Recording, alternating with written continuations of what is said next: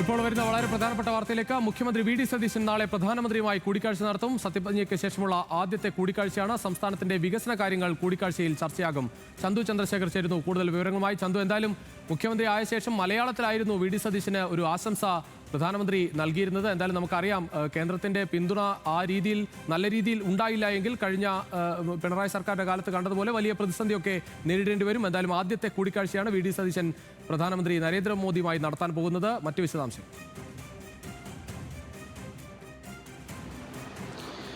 രുചിഷ്, ഇന്ന് വൈകുന്നേരമാണ് മുഖ്യമന്ത്രി വി ഡി സതീശൻ ഡൽഹിക്ക് പോകുന്നത്. നാളെ പ്രധാനമന്ത്രിയുമായി കൂടിക്കാഴ്ച നടത്തുമെന്ന അറിയിപ്പാണ് നമുക്ക് ലഭിക്കുന്നത്. പ്രധാനമായും സത്യപ്രതിജ്ഞയ്ക്ക് ശേഷം, അതായത് മുഖ്യമന്ത്രിയായി സത്യപ്രതിജ്ഞ ചെയ്തതിനു ശേഷം പ്രധാനമന്ത്രിയുമായുള്ള ആദ്യത്തെ കൂടിക്കാഴ്ചയാണ്. അതുകൊണ്ട് തന്നെ സംസ്ഥാനത്തിൻ്റെ വികസന കാര്യങ്ങൾ മുഖ്യമന്ത്രി പ്രധാനമന്ത്രിയോട് സംസാരിക്കുമെന്നാണ് മനസ്സിലാക്കാൻ കഴിയുന്നത്. നേരത്തെ രുചീഷ് സൂചിപ്പിച്ചതുപോലെ തന്നെ കഴിഞ്ഞ രണ്ട് സർക്കാരിൻ്റെ കാലത്തും, ഒന്നാം പിണറായി സർക്കാരിൻ്റെ കാലത്തും രണ്ടാം പിണറായി സർക്കാരിൻ്റെ കാലത്തും കേന്ദ്രം സംസ്ഥാനത്തെ സാമ്പത്തികമായി ഞെക്കിക്കൊല്ലുന്നു എന്ന ആക്ഷേപം വ്യാപകമായി തന്നെ ഉണ്ടായിരുന്നു.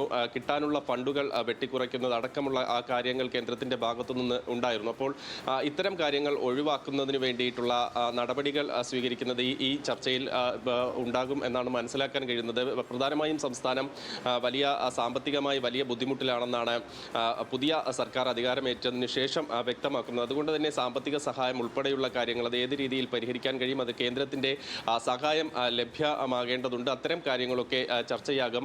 നേരത്തെ ഈ ഫണ്ട് വെട്ടിക്കുറയ്ക്കുന്നത് സംബന്ധിച്ച കാര്യങ്ങൾക്കൊപ്പം തന്നെ പ്രധാനമായും സംസ്ഥാനത്തിന്റെ വികസന കാര്യങ്ങളെക്കുറിച്ചുള്ള ഒരു ചർച്ചയും നടക്കുമെന്നാണ് മനസ്സിലാക്കാൻ കഴിയുന്നത്. അതിൽ ഇപ്പോൾ കേരളയിൽ ഉപേക്ഷിച്ച സാഹചര്യമുണ്ട്. അപ്പോൾ ബദൽ സംവിധാനങ്ങളെക്കുറിച്ച് മാത്രമല്ല, വി ഡി സതീശൻ മുഖ്യമന്ത്രിയാകുന്നതിന് മുൻപ് തന്നെ അദ്ദേഹം ആദ്യഘട്ടം മുതലൊക്കെ പറഞ്ഞിരുന്നത് സംസ്ഥാനത്ത് ഒരു കോസ്റ്റൽ പാത, അതായത് കടൽ മാർഗമുള്ള യാത്രയും ചരക്കു നീക്കവും ഒക്കെ സാധ്യമാകണം.